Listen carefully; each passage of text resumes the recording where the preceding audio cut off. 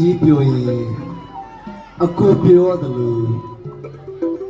ခင်ကြီးပြုံးနေအကိုကပြုံးနေရတယ်သူကတကယ်တော့အကိုရဲ့ရှိကခင်ကြီးပါအမလေးနော်စာဆိုရှင်မောင်ပြင်ငယ်လို့ပြောရအောင်ကြားလို့စတဲ့ရရတယ်အဲ့လိုအဲ့ဒီလိုစိုးနွယ်လေးတွေနဲ့ဒီကပကုတ်ပြောကြောင်တင်ပေးတာခင်ကြီးပါ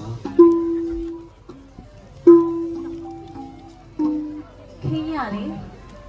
အကိုရှိပြောရဲဆိုပေမဲ့တခါ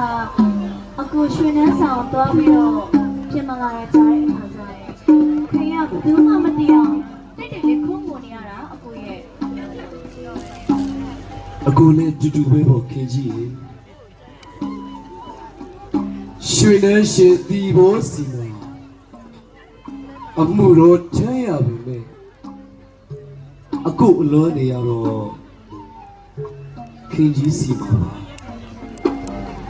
ဒါဆိုရင်အကူကလည်း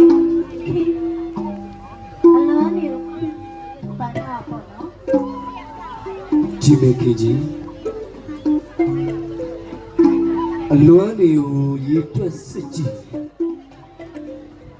အခုအလွမ်းလာအဲ့ဒီပန်းတွေတပွင့်တာဒါပါကိုမေးချင်တာရှိလို့အကိုပြောနေတဲ့ရွှေနှန်းရှင်ဆိုတာလေနှကမ်းမွေးတကားလုံးနဲ့ကြောက်စရာကြီးနေပါပဲနော်ဘယ်လိုအတွေးနဲ့များအကိုတို့ရဲ့ရွှေနှန်းရှင်ကိုကြောက်စရာကြီးလို့ထင်နေရတာလေခင်ကြီးရဲ့အကိုတို့ရွှေနှန်းရှင်လူကျော်လူလာပြီးပါ